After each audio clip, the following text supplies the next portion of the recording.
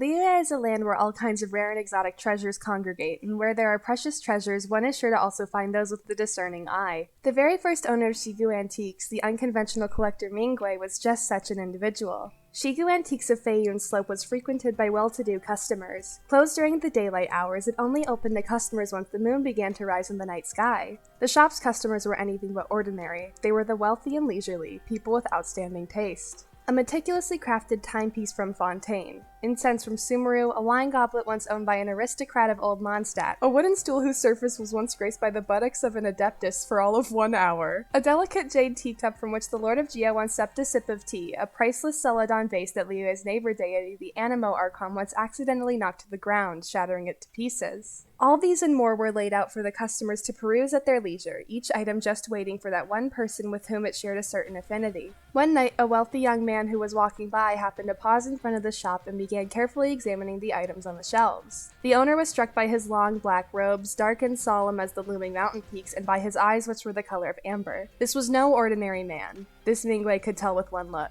"Welcome to Shigu Antiques," she said. "Please peruse at your leisure, and let me know if you find something you like." Her soft voice broke the dead silence of the night. "Oh, I'm sorry." The young man smirked and spoke in a subtly coy manner. "I'm just rather taken with this exquisite counterfeit." The item that had caught his eye was a damaged jade plaque. The face exposed to the night sky was the one on which the pattern was slightly more intact, and as the moonlight shone down, it seeped into the intricate blemishes in the jade, revealing them, and cascaded down into the ravines produced by the crisscrossing texture on the plaque's surface. The severe wear and tear on the front and the disintegration around the perimeter made it impossible to discern the words and images that had once been written on it. By all accounts, it seemed to have lived a turbulent life. "Counterfeit, you say? What makes you so sure?" Mingwei was quite used to customers making such provocative claims. But this young man spoke so bluntly and bitingly that she could not help but feel aggravated by his accusation. Added to this was the fact that this particular item had been snagged by an adventurer from an abandoned palace deep in the heart of the abyss, who had then barely made it back out of that place alive.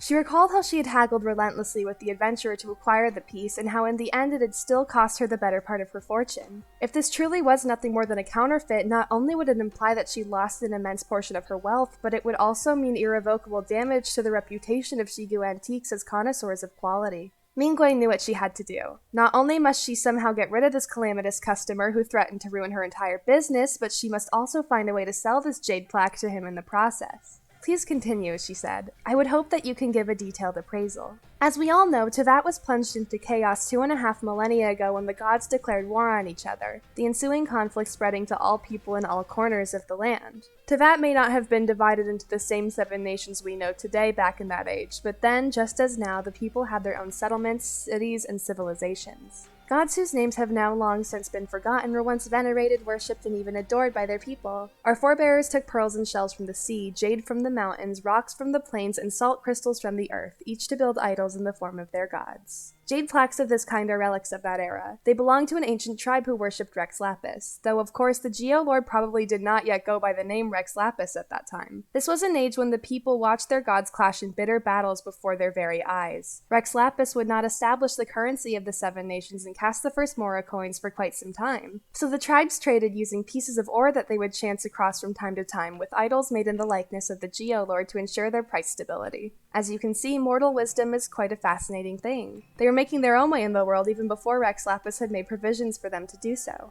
The young man paused as if to further contemplate the observation he had just made. He stood there, cloaked in a veil of silver moonlight, which somehow served to make him ever so slightly more diminutive in stature. This type of jade plaque is a rare find in this day and age. Most of them are buried in riverbeds up in the mountains, and since each one is hand-carved, they're all unique. This is why they typically sell for astronomical prices. To claim that they are priceless would not be an exaggeration. So it is quite a shame indeed that the one you display on your shelf is a recent counterfeit. By recent, I mean that it was probably made in your father's generation at the earliest. There's an industry saying, "The jade without blemish is no jade at all." This jade, for instance, has remarkably few imperfections, and the translucency is too good to be true. All of which points to the fact that it is unlikely to be a product of our forebears' making. As a side note, I would also like to add that the image carved onto this jade is that of a woman. This is a highly unusual thing to see among similar relics from the era in question. The young man held the plaque up to the moonlight to inspect it in more detail. Although there are plenty of rumors to this effect, the claim that Rex Lapis once took the form of a woman is not attested to by any of the historical records, and there is no physical evidence of it ever occurring. Though young, the man had the air of an old and infuriating pedant about him. "Ah, well, this is where you're wrong," Mingwei smiled faintly, much as a fox does when toying with an inexperienced hunter. "Perhaps you'd be willing to listen to my story before making your final verdict?" The shop owner narrowed her eyes and began the process of reeling out her story. Back in the age when the gods still walked upon the earth, the deity whom we now worship as Rex Lapis was but one among many. In those days, the rumor among the common folk was that the Lord of Geo was a cold and unfeeling god. His conduct was just in all things, and his judgments were rational and dispassionate, but he lacked normal human sentiment. Like the rocks, he was without warmth or softness. Despite this, people revered and placed their faith in him all the same. This was because his laws served to guarantee that trade was fair and that life was safe and orderly. The Geo Archon grew in strength and stature because of the people's belief in him. But even gods are powerless to control the beliefs and doubts of their mortal followers. And even a god who is the guardian of justice has no means of instilling the words of his rules and regulations into the heart of every individual. In Mingyun Village, there was an incorrigibly irreverent jade craftsman who loved to jest. Whatever job he took on, he would complete it in the most unorthodox means imaginable and would always finish the job on the very last day before it was due. If a customer ordered a statue of a hunter dominating a ferocious beast, they would receive a miniature statue of a distressed boar running for its life. And when the customer demanded an explanation, he would tell them, when a formidable hunter closes in on a fierce beast, he may not show his face, but his imposing presence is enough to frighten the beast to its core. If a customer ordered a carving in the likeness of a powerful and mighty ruler, they would probably receive a statue of a majestic throne. And when asked about it, he would reply, "No ruler takes the throne for more than 100 years. The throne has more longevity than he." The craftsman quickly developed a reputation as an eccentric in Mingyun Village. But the wealthy merchants in the prosperous commercial port of Liyue Harbor were most amused and were only too willing to place orders with him, if only to experience for themselves what it was like to be on the receiving end of this mischievous man's antics. One night, a woman came to his shop. She was dressed in a long, slender black gown, and her eyes shone a brilliant amber in the light of the crescent moon hanging in Liyue's sky that night. The craftsman had never met her before, but he quickly found himself deep in conversation with her. Strangely, she seemed acquainted with every vein of ore and deposit of jade in the village. She talked about the wonders of the world like they were her sisters, and spoke of jade and precious metals with the fondness one would normally reserve only for their beloved daughter. The only topics she brushed over were culture, customs, and social interactions.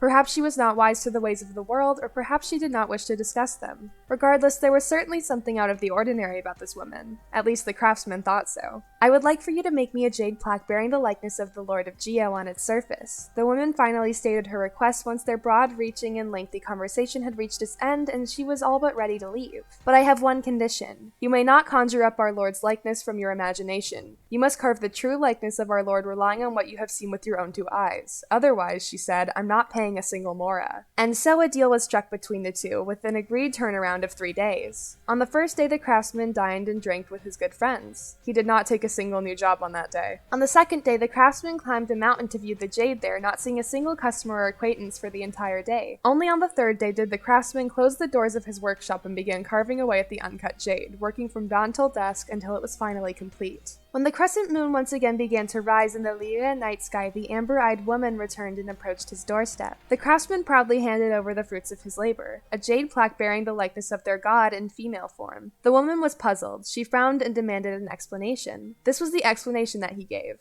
"On the first day, I sought counsel from every wise and learned person that I know, and learned the principles of our Lord and how they work. But this was just the skeleton. On the second day, I visited the mountains and spent a whole day observing the mountain rocks, listening to the ebb and flow of the elements, and pondering all that our Lord has created. But this was just the flesh. On the third day, I covered both of my eyes and began to carve from the heart, starting when it felt like the time to start, stopping when it felt like the time to stop.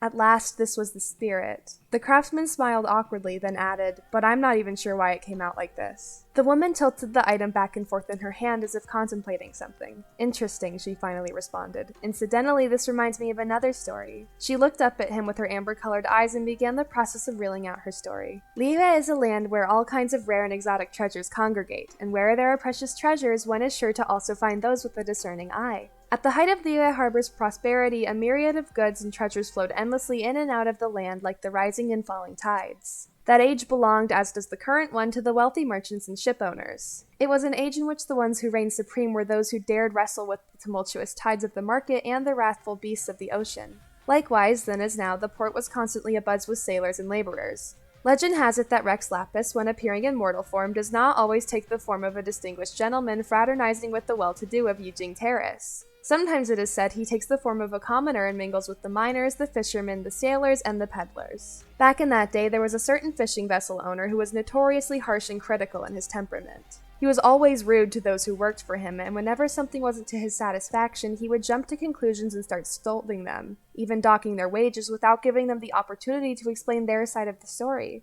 One day, the fishing vessel owner met a young man. He had just been hired by the fishing vessel owner, and his attire was indistinguishable from that of any other seafarer of the day, a loose-fitting brown shirt and trousers, and a bandana around his forehead. But from his tan skin and the rugged, karst-like contours of his facial features, it was clear that he was a commoner from Qingse village who had come down from the mountains into the city in an attempt to reverse his fortunes. Like most mountain dwellers of his day, he was a simple-minded and unsophisticated fellow. But what dismayed his new boss more than this was his reluctance to go anywhere near the catches of the slimy and tentacled variety. You don't make money by being choosy. Who do you think you are, Lord of the Manor? This was the only justification the ship owner gave for docking the newly hired mountain man's pay. The youngster simply smiled bashfully and continued with his work. This set the tone for many of the interactions between the two. But one day, the youngster responded instead with the question, "Everyone has likes and dislikes, so why should we do the things we hate the most?" The fishing vessel owner was taken completely by surprise by this random question. Incensed, he slapped his simpleton apprentice on the head and barked back at him. "Them's the rules of the world, you moron. Listen good, you'll get yourself nowhere in this world if you won't do a job you don't like." But maybe that wasn't what Rex Lapis meant when he made the rules. Shut up, you idiot!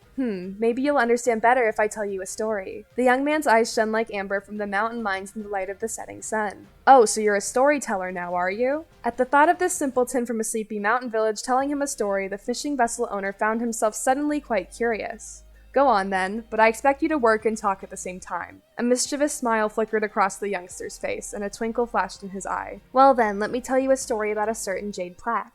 And so the young man proceeded to tell his tale. His boss listened so intently that he never noticed the anonymous pair of hands that were sneaking into his pockets. Hands which subsequently pilfered the money he had made from all the wages he had docked before, and which then distributed the money back out to the laborers. It was a time when countless exotic curios and items would flow into Liyue Harbor. This night, Mingwei, mistress of Shigu Antiques, was researching relics and narrating ancient stories with an unnamed son of nobility. The focal point of their debate was a jade plaque. As many knew, creating a counterfeit jade item was not a matter that cost much capital in Liyue. Creating a beautiful fake might be a shade more expensive, but it was a cost that most merchant houses could absorb. The real trick lay in weaving an intricate but spurious tale. Like a jadesmith wandering deep into the mountains, or the youth of the fisherfolk whose habits are strange, those considered deviant often, in fact, strike closer to the heart of things. Rex Lapis laid down rules and contracts, but never forced the ordinary folk by his authority to live by them as the perfect template, for he knew that laws and stipulations were a means, not the end. The timeless imbalance lay, in truth, in a person's awareness and their ability to make choices for themselves. The harsh boss of the fishing vessel did not understand this principle, and so earned the fear and mockery of his hired help.